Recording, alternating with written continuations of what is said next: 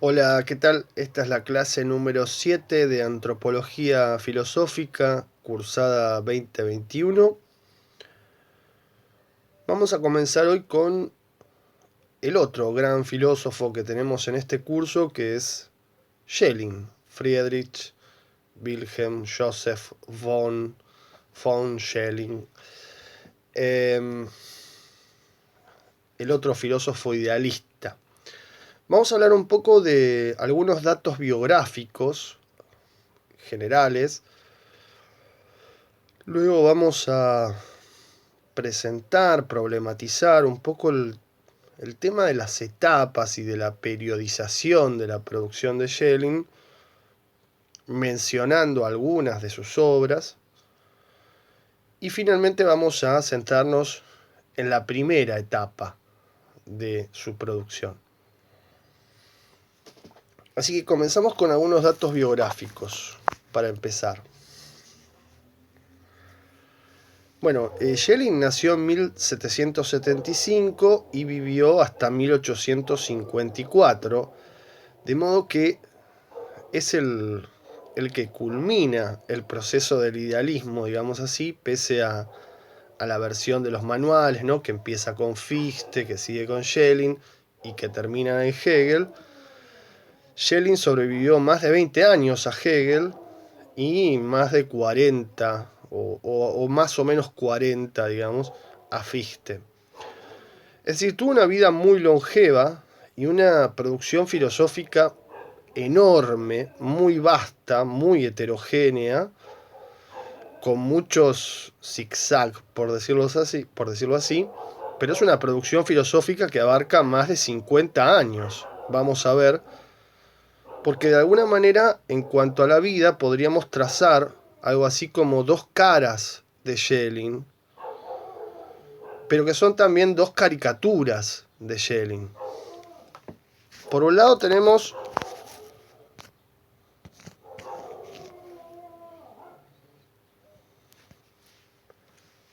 el joven brillante y prodigio, ¿no? Con una prosa magistral que consigue, siendo muy joven, una cátedra en la principal universidad de la época, y que de alguna manera se pone a la cabeza de la filosofía alemana. Es realmente extraordinario. Y dice Peter Sloterdijk en Temperamentos Filosóficos, esta filosofía alemana era el suplemento intelectual de la Revolución Francesa y la vanguardia del pensamiento mundial. Schelling sobresale rápidamente, es extraordinario, sus primeros textos son impresionantes, realmente de un nivel metafísico y de una claridad y una sentenciosidad impresionantes. Esa es una caricatura o una cara, si se quiere, de Schelling. La otra, la contracara extrema, es la del señor grande, ¿no? Intratable, hostil, colérico, dubitativo para publicar, y dice acá también Sloterdijk, con la tristeza del ángel caído, ¿no? Como que fue genial en su juventud y después no le quedaba más que decaer, por decirlo así. Un Schelling que es llamado a combatir el hegelianismo, muy fuerte en la década del 30, pero que rápidamente ese entusiasmo eh, inicial se transforma en un aburrimiento y un aplauso frío, ¿no?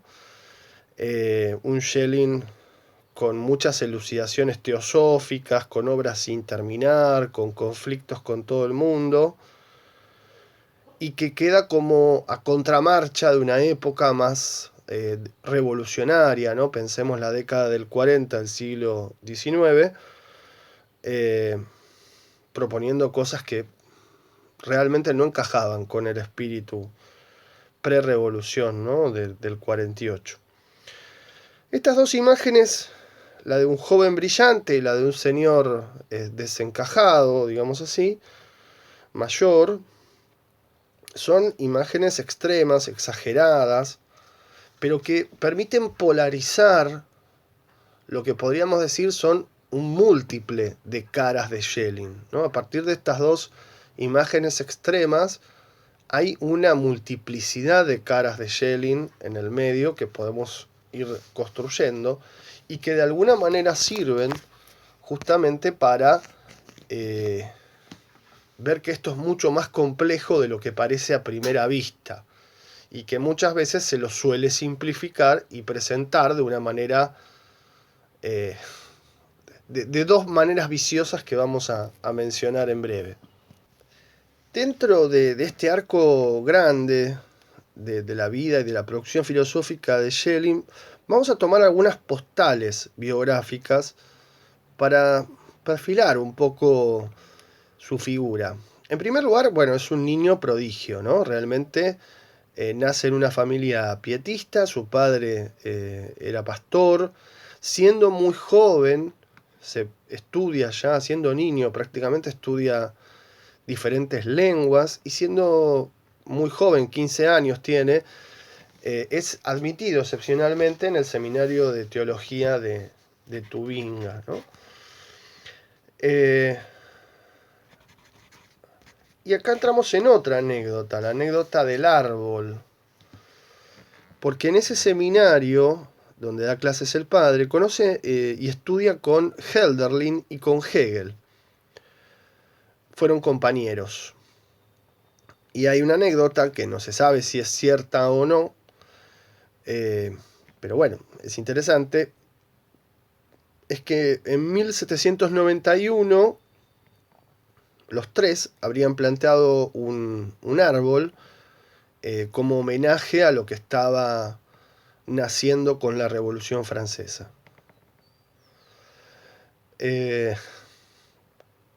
Por supuesto que ese entusiasmo de 1791 después se transformará en decepción, ¿no?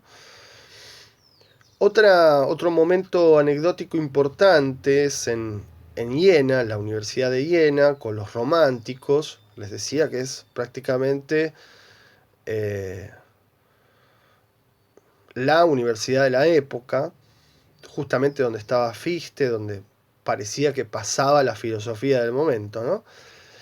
Y antes de entrar a la universidad, Schelling trabajaba como docente privado, como docente particular, hasta que en 1798 consigue el puesto de profesor. Es el profesor más joven nombrado en una universidad, incluso casi hasta nuestros días. Hace poco hubo o hay otro joven brillante, pero hace muy poco es esto. Y consigue el puesto de profesor, por supuesto, gracias a Goethe y a Schiller, ¿no? Dos figuras muy importantes en la época. Y a partir de ahí se contacta con el círculo romántico, con todos los románticos, o con muchos de ellos, y se lo considera el filósofo, ¿no? El filósofo del romanticismo, pero rápidamente se pelea con todos ellos. Bueno, en realidad también inicia un romance con Caroline, que era la por entonces esposa de August Schlegel, de uno de los románticos, el hermano, uno de los hermanos Schlegel, el más grande, y ella mucho más grande que él, y hacia 1801, 1802, y después de la disputa del ateísmo y el momento en que Fichte cae en desgracia, digamos así, se pelea obviamente también con Fichte, hace migas con Hegel en ese momento, fundan una revista la cual escriben los dos, pero también después se va a pelear con Hegel y las peleas continuarán por el resto de su vida. Así que participa de ese momento romántico muy muy fuerte.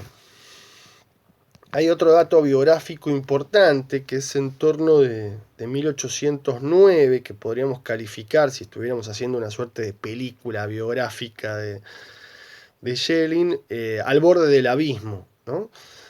Esta fecha, 1809, es muy significativa porque en ese momento Schelling escribe su obra más extraordinaria, de la cual vamos a leer una parte, las investigaciones filosóficas sobre la esencia de la libertad humana, pero además pierde a su esposa, lo que le impacta profundamente. Es un tema romántico también muy fuerte, el tema de la muerte, y qué hay después de la muerte y cómo se contacta y demás. Y a partir de ese momento después ya no publica más, se mantiene intermitente en su producción filosófica, inicia, pero después no termina, vacila, promete unas obras completas que no, se pelea con el editor, retira las pruebas de galera. Es impresionante la vida de Schelling. Pero también va a ser intermitente en la docencia, ¿sí? Pero, digamos, de alguna manera, poco después de perdida a su esposa y de impactado y de sumido en una crisis existencial enorme, en 1813 se casa y tiene 4 hijos. Eh, Aún así, permanece bastante periférico hasta que en 1841 vuelve a la escena pública, a Berlín, para combatir, fíjense, así fue llamado, la labor diabólica del panteísmo hegeliano. Bueno, y como les decía, en esto le va a ir pronto bien, pronto mal, en realidad. Y por último, una cosa curiosa de la biografía de Schelling, no sé si significativa o no, los baños termales. Uno podría preguntarse si hay algo heraclitio en el carácter hipocondríaco y en su tratamiento, ¿no?, por parte de Schelling. Justamente uno de los principales libros sobre Schelling en el siglo XX se llama Una filosofía en devenir. Toma la idea de que Schelling ha construido una filosofía en devenir. Eso también sería muy heraclitio. El tema es que anecdóticamente o biográficamente está desarrollando estudios de medicina justo cuando va a producir su filosofía de la naturaleza, y un poco antes, unos años antes de 1800, y en 1800 acompaña a su primera mujer, Caroline, y a su hija enferma a realizar baños termales y experimentar el método browniano. El método browniano es una cuestión de física donde se analizan las fluctuaciones de partículas eh, en base a un sistema pensado como equilibrio térmico. Esto es terrible, la curación fue fallida y bueno, Caroline perdió a su hija, pero Schelling confía muchísimo en estos baños termales, incluso de grande, ya retirado de todo, de la escritura y de las clases y demás, sigue frecuentando esos baños y de hecho fallece en uno de ellos en Suiza en 1854. Así que los baños termales y el carácter de Schelling. ¿Tendrán relación? No lo sé, pero es un dato sumamente curioso. Bueno, dicho todo esto al respecto de las postales de la vida de Schelling, pasamos al segundo punto que nos habíamos propuesto, que es el problema de la periodización o las etapas en la filosofía de Schelling. Primero, una consideración general. En filósofos de una vasta producción suele hacerse esto que vamos a hacer acá, que es desde afuera, digamos, distinguir 2 etapas, por lo menos, de su pensamiento, una etapa temprana o de juventud, ¿no? Un comienzo, digamos así, y una etapa madura o de producción, o último, como se suele decir. Esta distinción es bastante habitual en muchos filósofos, por supuesto, y depende, digamos, a veces se habla del primero y el segundo, ¿no? Y depende también qué volumen se le da a la etapa intermedia. A veces la etapa intermedia es toda una etapa en sí misma, a veces es un momento de crisis, a veces es una retracción de lo anterior. El tema es que esto es muy general, muy general. Y en el caso particular de Schelling es muy problemático, porque al ser tan vasta su producción y al ser muy heterogénea, como decíamos al comienzo, estas 3, pongamos, etapas iniciales dan para abrir muchas distinciones más y entonces transformarla rápidamente en 7 o más etapas, y entonces ya llega un momento en donde el esquema, que debería ser como ordenador, heurístico, digamos así, termina siendo un obstáculo y un problema. Y sobre todo, si esta subdivisión se prolonga mucho, ya no cumple la función que es ordenar el conjunto de la obra, digamos así. Pero además, en el caso particular de Schelling, se producen como desfasajes o superposiciones. Es decir, estas etapas, como se suelen clasificar, no es que empiezan un día y terminan un año y terminan en otro, o empiezan en una hora y terminan en otro, sino que van como coexistiendo, porque al mismo tiempo son como perfiles de un mismo sistema. Entonces, no es lineal el asunto, no es tajante, sino más bien es coexistente o cofluyente, digamos así. Con lo cual entonces la pregunta es si ese esquema al final sirve o simplemente lo tenemos que usar y abandonar rápidamente. Bueno, y acá aparecen estos dos vicios que señalábamos hace un ratito, y que claro, por un lado la diferenciación minuciosa, ¿no? Es decir, las etapas se multiplican, se llevan al extremo, y entonces en cada momento, en cada año, en cada obra y en cada momento de cada obra habría un Schelling distinto.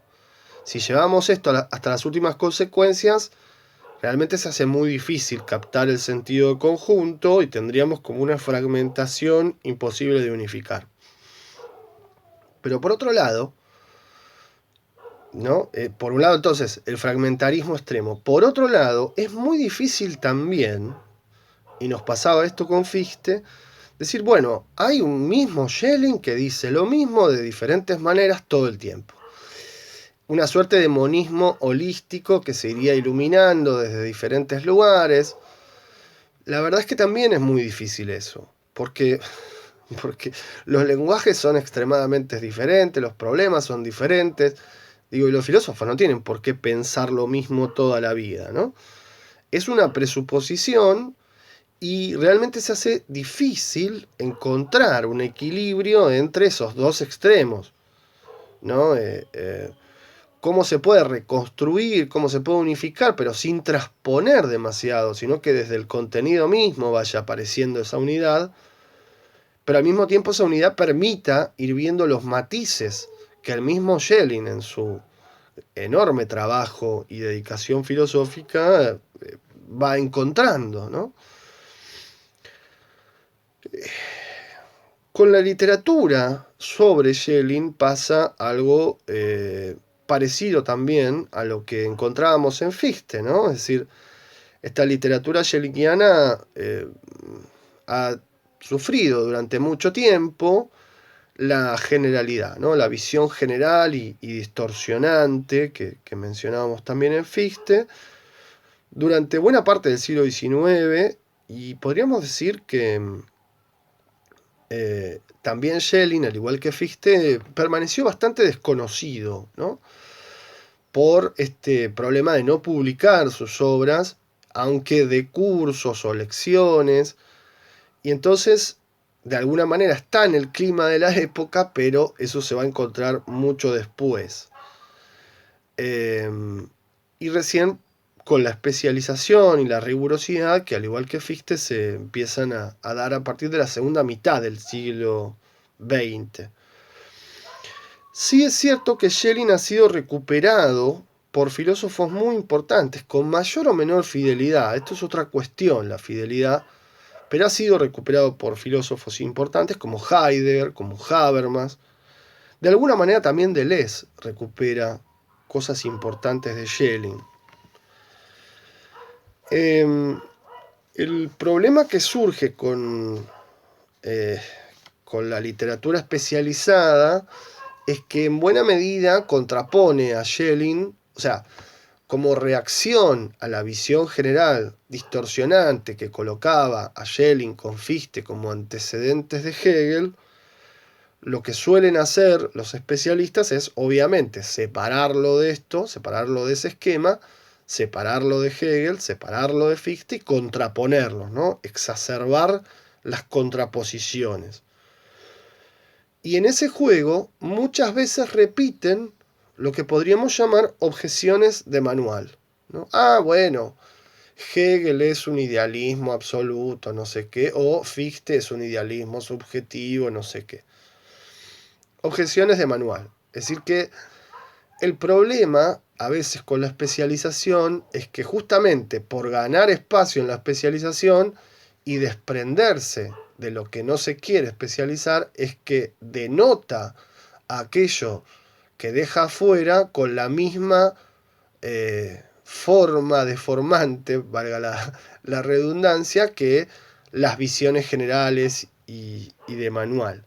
Entonces, no hay así una búsqueda de comprender realmente y de compenetrarse en ese clima que por supuesto tenía rivalidades, tenía competencia, ¿no? Había un campo en el cual estaban compitiendo los tres grandes filósofos del idealismo alemán, pero a mi entender se pierde con la especialización el sentido de ese clima compartido, que es lo que permite además entender las discusiones que se dan entre ellos y la potenciación que se dan mutuamente.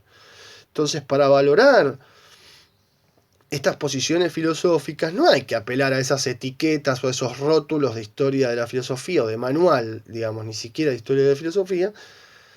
No hay que tomar en serio, sino más bien abandonarlos rápidamente, ¿no? Esto un poco para saldar las cuentas con la literatura especializada. Bueno, y en este esquema nosotros podríamos tomar 1809 como un punto de quiebre en la producción de Schelling, un punto que según algunos especialistas ya se vendría anticipando unos años antes, y que se podría pensar como una etapa de transición que iría más o menos hasta 1821, ¿no? Entre 1809 y 1821, entonces así podríamos separar un primer Schelling y un último Schelling. Este último Schelling es el que va a hablar, o sea, a partir de 1821, en los años sucesivos y después cada vez más, él mismo hacia el final de su obra le llama filosofía positiva a esa producción en contra de todo lo que hizo anteriormente considerado como filosofía negativa. ¿Y qué es lo que pasa entre 1804 y 1809 que daría lugar a este momento intermedio de Schelling? Podríamos decir que de alguna manera decae el panteísmo o el inmanentismo inicial,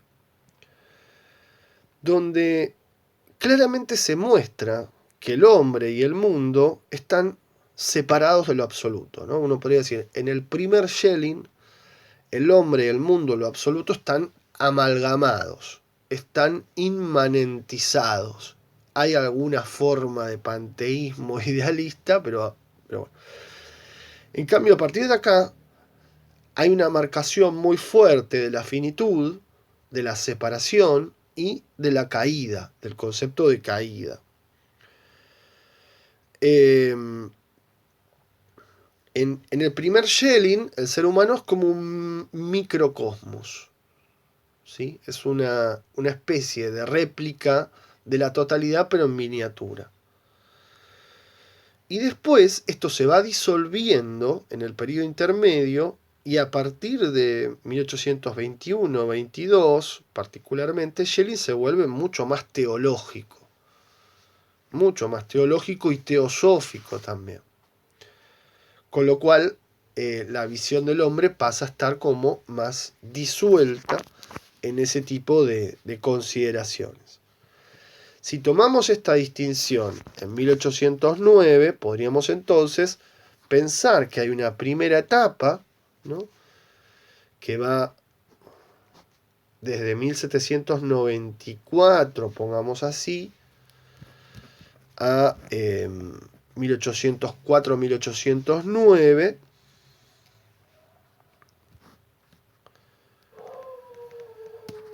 una etapa intermedia entonces que iría de 1804-1809 hasta 1820 y algo, y una última etapa desde 1821-22 en adelante.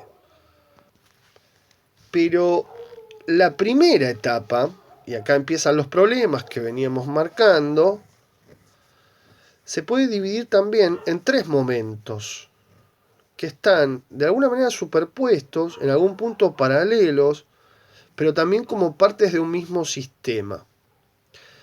Hay un primer momento que le podríamos llamar filosofía trascendental, que es alrededor de los años 1794 y siguientes, donde Schelling está muy cerca de Fichte. Vamos a ver que utiliza el mismo vocabulario, que utiliza planteos realmente muy similares, y el grado de amalgama que tiene con Fichte es muy claro, a mi entender.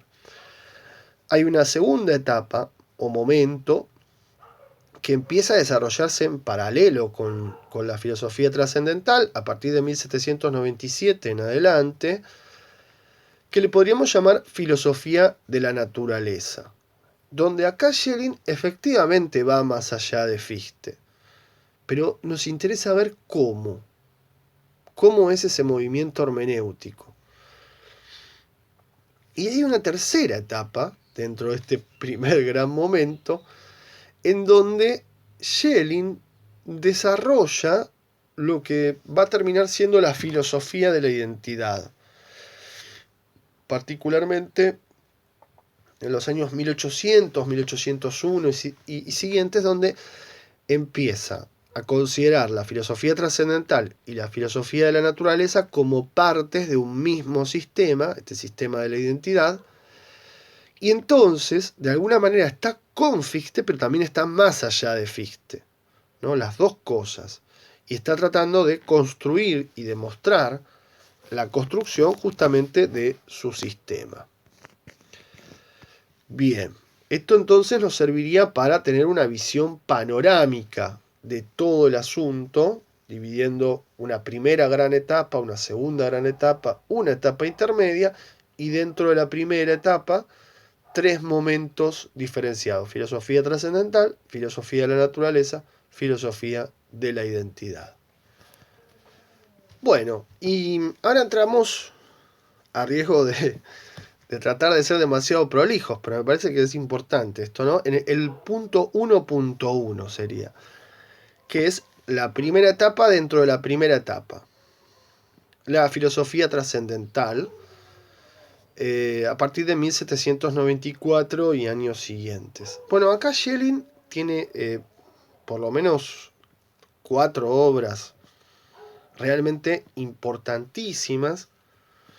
La primera, a mi entender, es sobre la posibilidad de una forma de la filosofía en general, de 1794.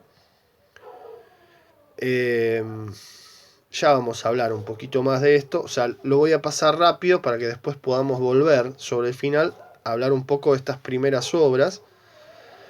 Luego del Yo como principio de la filosofía, en 1795, las cartas filosóficas sobre dogmatismo y criticismo, también de 1795, y el primer texto que tenemos para leer de acá, que es el Panorama General de la Literatura Filosófica más reciente, o también después llamado Tratados para el Esclarecimiento de la Doctrina de la Ciencia, que es de los años 1796 y siguientes.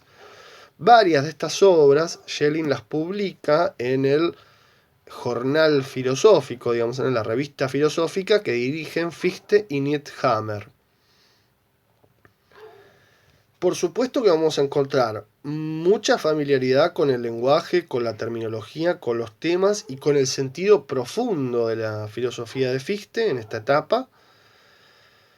Pese a todo esto, hay quienes dicen que Schelling está pensando en otra cosa, ¿no? Por ejemplo, que está pensando en Spinoza, en Del Yo. La verdad es que me parece realmente...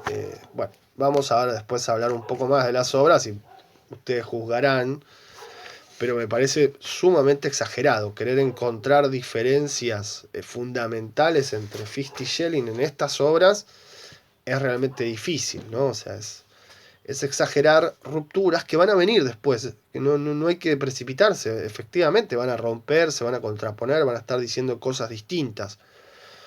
Pero me parece que eso no es lo interesante de estas obras, en tratar de encontrar esas rupturas cuando todavía no las hay, ¿no? El segundo momento de este primer momento es la filosofía de la naturaleza. Desde los años 1797 y siguientes, donde Schelling, además decíamos, se puso a estudiar medicina, se puso a estudiar biología, y vamos a ver una familiaridad muy fuerte con la química, sobre todo, ¿no? De la época y con los descubrimientos, está muy pendiente del avance de la ciencia en la época. Las dos obras fundamentales que configuran la filosofía de la naturaleza son, primero, Ideas para una filosofía de la naturaleza, que es de 1797, y Del alma del mundo, de 1798. Pero a estas dos obras le siguen un montón de obras más, opúsculos, obras, como lo quieran llamar, entre ellas el primer proyecto de una filosofía de la naturaleza, después la introducción al proyecto, que son de 1799, después la deducción general de los procesos dinámicos de 1800, y varios textos más. Esto no termina acá, yo lo corto acá para no hacerlo muy largo. Los textos de filosofía de la naturaleza de Schelling van a continuar en los años sucesivos, va a seguir explorando estas cuestiones, va a seguir buscando la sistematización de todos los elementos de la naturaleza. Es algo muy complejo, es algo muy amplio,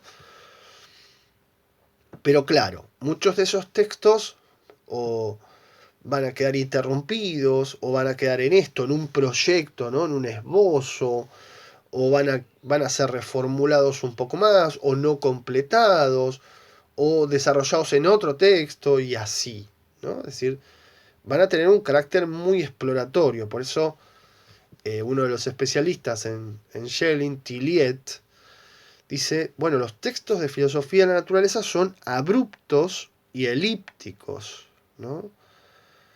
Son además fragmentarios, pero claro, después se continúan en textos posteriores, y la verdad es que hay que hacer un trabajo de reconstrucción, de sistematización, eh, buscando justamente esas líneas que se continúan. Pero es claro que acá, en la filosofía de la naturaleza, asoma el Schelling más original. El Schelling más desarrollando su propia filosofía, ¿no? Ahora, esto, y acá, creo que acá, y si se, no se entiende, este es el punto clave de todo el asunto. No hay que entenderlo como opuesto, separado, contradictorio o no sé qué, respecto de lo primero, ¿no? El Schelling trascendental o la filosofía trascendental.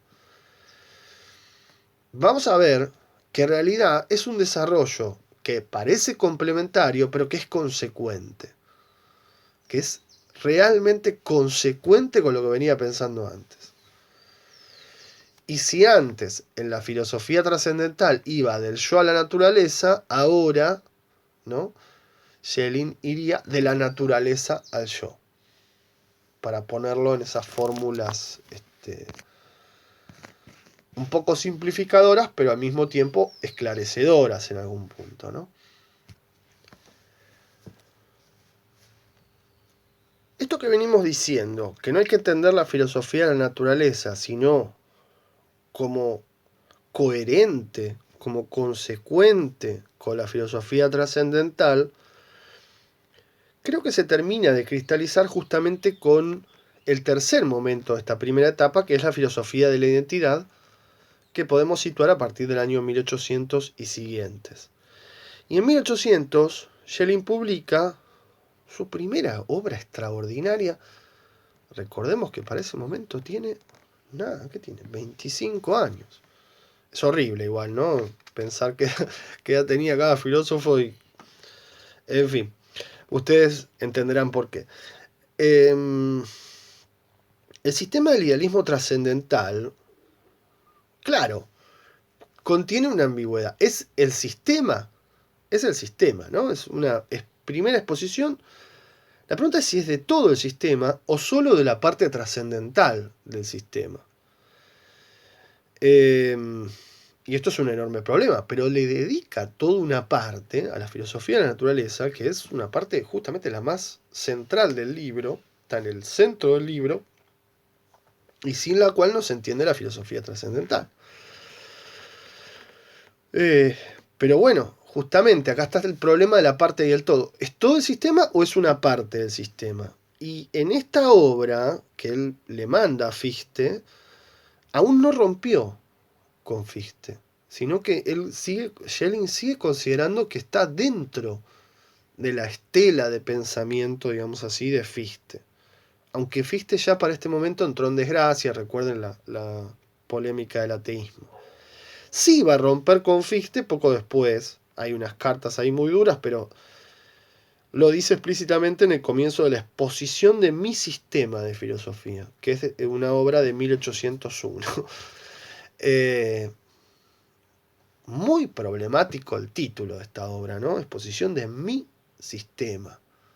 Es muy problemático, pero es una marcación, ¿no? Es una ruptura ahí, claramente. Además, ahí ya directamente critica y habla mal de Fichte. Pero es un problema, porque si el sistema es la exposición de la verdad es una, entonces no es mía, ¿no?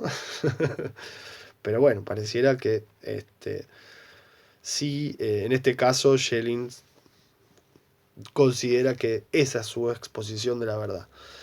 Luego ya va a quedar más claro en 1802, con las exposiciones complementarias sobre este sistema. Bruno, que es un diálogo, ¿no? Un diálogo al estilo filosófico, digamos. Ya en 1802 está la filosofía del arte, Schelling escribe la filosofía del arte, después la primera parte de la filosofía del arte. Luego las lecciones sobre el método de los estudios académicos, que vamos a ver una de esas lecciones. Y ya en 1804 filosofía y religión, ¿no? Estas son las obras de esta etapa conocida como filosofía de la identidad. Y como habíamos marcado, en 1804 empieza el Schelling medio, digamos así, o intermedio, con filosofía y religión, que es la obra que más reivindica en esta obra que es extraordinaria, de la cual también vamos a ver una parte, que es Investigaciones filosóficas sobre la esencia de la libertad humana, de 1809, donde aparecen temas... O sea, esta obra es excepcional desde todo punto de vista, ¿no? Es una pieza impresionante, aforística, laberíntica, enigmática, pero reveladora también al mismo tiempo, donde aparece el tema del mal como no había aparecido nunca en la historia de la filosofía, ¿no? Acá realmente aparece el problema del mal pensado filosóficamente y de manera radical, pero radical en serio, no radical por la Garelí, digamos. El mal y el tema de la finitud, llevado hasta sus últimas consecuencias. Es una obra excepcional. Schelling acá realmente salda sus cuentas, ¿no? Rompe con todo lo anterior de alguna manera, reivindica en parte la filosofía de la naturaleza, en parte filosofía y religión, la obra de 1804, pero se separa también de todo esto y esta obra en sí misma es realmente extraordinaria. Extraordinaria. Luego, bueno, decíamos que Se sucede también en ese año el impactante fallecimiento de su esposa. Escribe las lecciones privadas de Stuttgart, perdón, escribe no, da las lecciones privadas de Stuttgart en 1810, de las cuales quedaron algunos textos, y se ha publicado ahora quiero decir el año pasado, creo, una traducción en portugués realmente muy buena, muy recomendable, un traductor excelente y una traducción buenísima, con un estudio introductorio muy bueno también. Eh, y esta obra, las lecciones privadas de Stuttgart, son realmente, es una obra también para tener en cuenta para cuando prolonguemos el curso mucho más. Y después, en 1811 y en años sucesivos, vuelve a tratar de escribir una obra que tampoco publica, al igual que las lecciones privadas de Stuttgart, que se publicaron póstumamente, que son Las Edades del Mundo, donde Schelling está intentando hacer esta cuestión de conciliar sistema y tiempo, ¿no?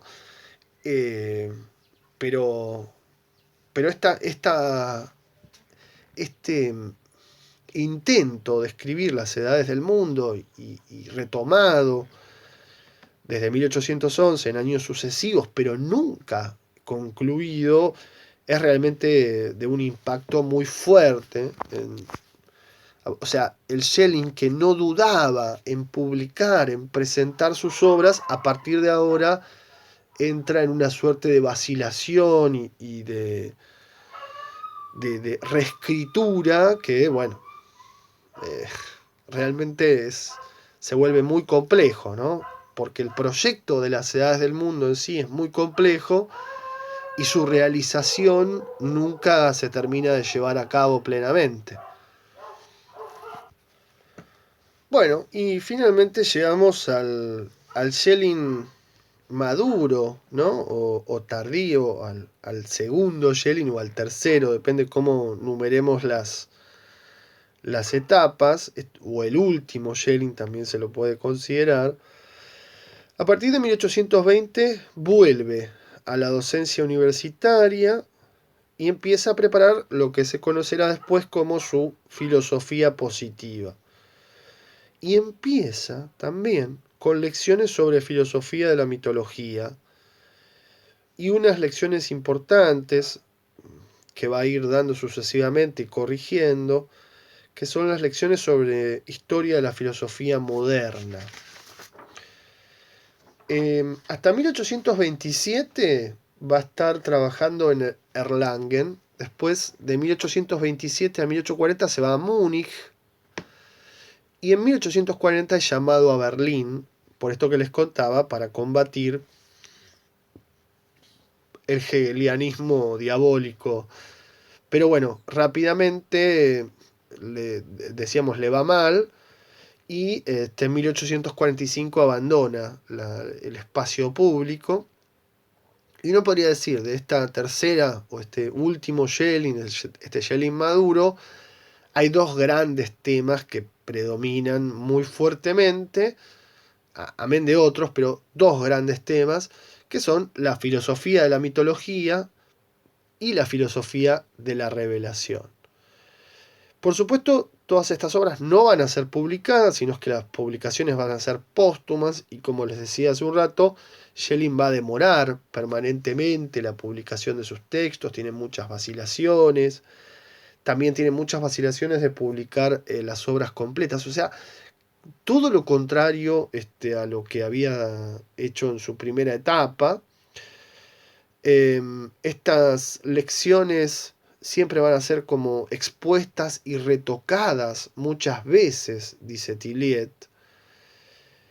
Y finalmente la primera edición de las obras completas se va a hacer de manera póstuma, o sea, después de su muerte, y lo va a hacer, como sucedió con el caso de Fichte también, el hijo, ¿no? El hijo va a publicar las obras. Bien, así que tenemos entonces acá todo el arco que simplificábamos al comienzo con esas dos caras extremas, ¿no? Del Schelling espectacular del comienzo y del Schelling más abigarrado, dubitativo, peleador de su final. Bueno, volvamos ahora al principio y vamos a dar una pincelada nada más de las primeras obras de Schelling en la primera etapa de su primera etapa. Perdonen esto, pero volvemos entonces a la filosofía trascendental, la primera etapa de su primera etapa, y volvemos sobre lo que es la primera gran obra, a mi entender, de Schelling, que es sobre la posibilidad de una forma de la filosofía en general, de 1794, que es un texto, un opúsculo, que está dentro del mismo libro Experiencia e Historia, en el cual tenemos el panorama que vamos a leer efectivamente. Pero esta obra realmente, bueno, Schelling no llega a 20 años, es extraordinaria, es una obra muy parecida a una de Fichte de ese mismo año, que es sobre el concepto de la doctrina de la ciencia. De hecho, al comienzo menciona a Fichte, y bueno, después hacia el final, esto se entrevera, esto es un tema bastante recurrente en este Schelling, en este momento de Schelling, ¿no? Se entrevera mucho con la tabla de las categorías de Kant, ¿no? Quiere como encontrar bien la deducción de esa tabla de las categorías. Pero claro, la actitud ya de Schelling para con Kant es mucho más distante y es más condenatoria, es mucho más crítica, si uno toma en cuenta la visión digamos, la actitud de Fichte, ¿no? Frente a Kant. En esta obra plantea que toda filosofía tiene que mostrarse como un sistema y que el sistema tiene que estar articulado en forma y contenido. Y que para lograr esa articulación de forma y contenido se necesita un primer principio fundamental del que se deduzca y desprenda todo lo demás. Pero ese primer principio fundamental no puede tener un principio anterior, no puede remitir a una regresión al infinito, sino que tiene que ser incondicionado tanto en su forma como en su contenido. Y para Schelling ese principio es yo es yo. En segundo lugar hay otro principio que es el no yo no es el yo, o sea, el no yo es distinto al yo. Y el tercer principio, el yo se pone a sí mismo y pone un no yo. ¿No? Digo, estoy describiendo, nada más describiendo las primeras páginas de esta obra. ¿No? Y hago esta pausa y este silencio para que vean. Esto es enorme. O bueno, lo tengo que decir, no, no puedo contar. Esto es Fichte derecho, no hay vuelta.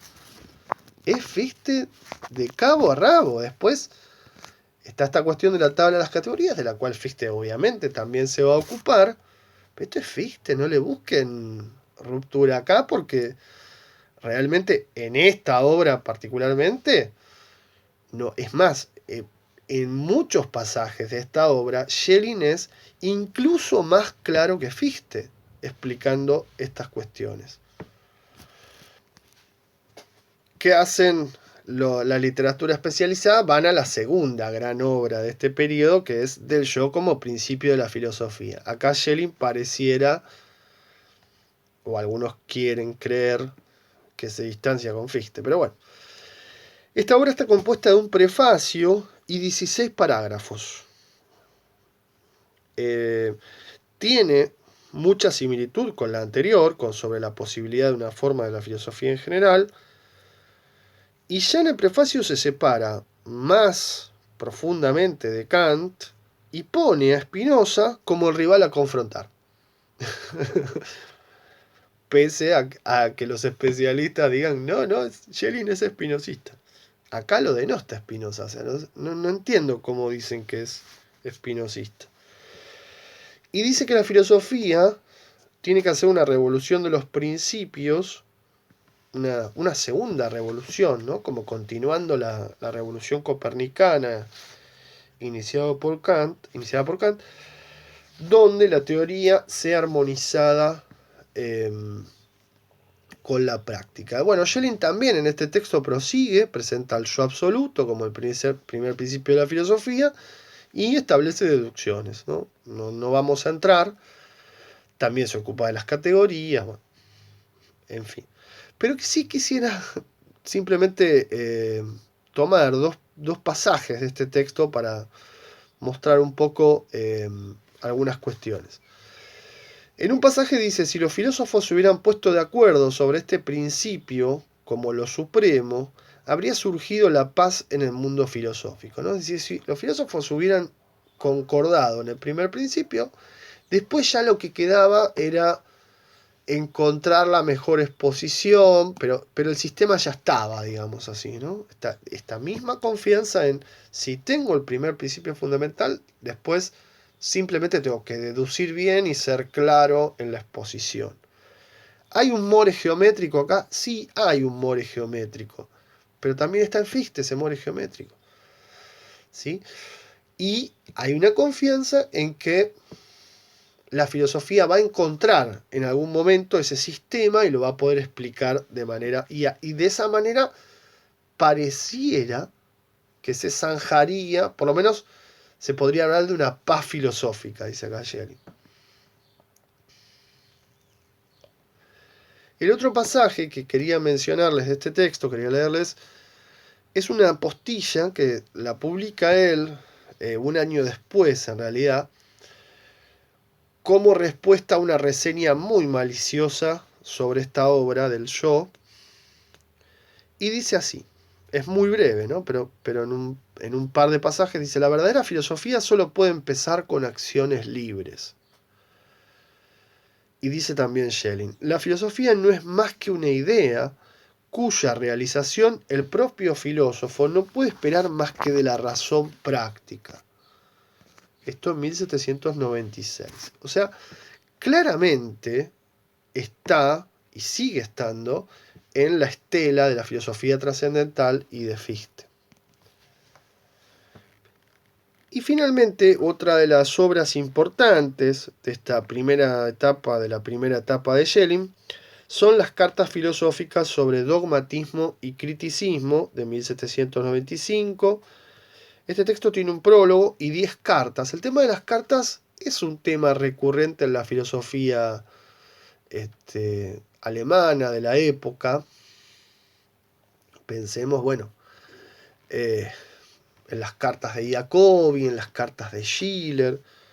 Y también Schelling entonces escribe sus cartas filosóficas, donde estratégicamente, incluso más clarividente que Fichte, ¿no? Está señalando cuál es el rival filosófico a confrontar. ¿Cuál es el rival filosófico con el que hay que saldar las cuentas? Ese rival es el dogmatismo. Y a partir de ahí, no solo el problema es el dogmatismo, sino también sentar las bases para un criticismo no dogmático. O sea, Schelling también está diciendo en esta obra que muchos kantianos, quizás también Kant, pero fundamentalmente los kantianos, han recaído en el dogmatismo que pretendían combatir, ¿no? Y esto va a ser muy fuerte después, claramente también para Fichte, que en sus introducciones, primera y segunda, a la doctrina de la ciencia, también va a marcar, y prácticamente toda su obra, ¿no? La rivalidad con el dogmatismo como el sistema filosófico por excelencia que hay que combatir, digamos así. Y también de esa lucha y de esa contienda con el dogmatismo va a salir la propia posición crítica, digamos así, el auténtico criticismo. ¿Qué dice acá Schelling respecto de la filosofía? Bueno, dice que la filosofía tiene que mostrar el recorrido del espíritu humano y este no es más que su salida de lo absoluto. Y dice algo así Schelling, ¿no? Si el único tema de la filosofía fuera lo absoluto, no habría polémica, pero tampoco filosofía, tampoco recorrido. ¿no? O sea, es diferente, es un poco diferente, ¿no? En el del Job aparecía esta idea de, bueno, logremos la paz filosófica. Y acá aparecería la idea justamente contraria. No, no, no. Gracias a que no nos ponemos de acuerdo, hay filosofía. ¿Cuál es el argumento fundamental de Schelling para separar dogmatismo y criticismo? Es que el problema, ¿no? Esta salida de lo absoluto, el problema, no está en la razón teórica, no se resuelve en la razón teórica, sino en la razón práctica. Y esta razón práctica no puede llenar la diferencia entre lo infinito y lo finito. No la puede llenar. Sí puede exigir, esforzarse o mejorar, ¿no? Esto también lo habíamos visto en Fichte. O sea, sí puede tejer una suerte de esfuerzo por realizar, por concretizar lo absoluto en la finitud. Dice Schelling, tomo un pasaje, dos pasajes acá y cerramos con esto. El hombre no debe ser un ser sin vida, ¿no? Un ser que no vaya a los objetos, ¿no? Acá define vida como ir hacia los objetos, ¿no? El hombre no debe ser un ser sin vida, ni un mero ser vivo, ni una cosa ni la otra. Su actividad se ejerce necesariamente sobre los objetos, y en eso consiste la vida, ¿no? Para Schelling en este pasaje. Pero con igual necesidad debe ejercerla sobre sí mismo. O sea, su actividad también tiene que volver sobre sí mismo. Esto último, que la actividad vuelva sobre sí mismo, lo diferencia de los seres puramente vivos o animales, y lo primero, que la actividad se ejerza sobre los objetos, lo diferencia de los seres inanimados. Entonces, el desafío del ser humano es esta doble capacidad transformativa, también vuelta sobre sí, y dirigida a los objetos, ¿no? Es este doble juego de la actividad real y la actividad ideal. Transformar las cosas, pero también transformarse a sí mismo. Y en definitiva, entonces, este ser finito que no puede llenar su diferencia con lo absoluto, sí puede, y en eso consiste el asunto, en seguir, sí puede seguir esta máxima, que es, y acá cito de nuevo, intenta acercar infinitamente la divinidad a ti. Intenta acercar infinitamente la divinidad a ti. Bien, con esto entonces tenemos el desafío de este Schelling que piensa al ser humano en relación con lo absoluto, pero acá, ya en esta práctica, como tendiendo, ¿no? Como aspirando, como teniéndose que esforzar. De modo que podríamos pensar que ese microcosmos ya viene con cierta complicación propia, incluso antes de que Schelling tematice el problema de la caída. Bueno, con este panorama entonces tenemos ya los elementos reunidos para la próxima clase avanzar sobre el texto del panorama, del que vamos a ver una parte, ¿no? Panorama o tratados sobre la doctrina de la ciencia, y también luego un texto, una parte de un texto sobre filosofía de la naturaleza.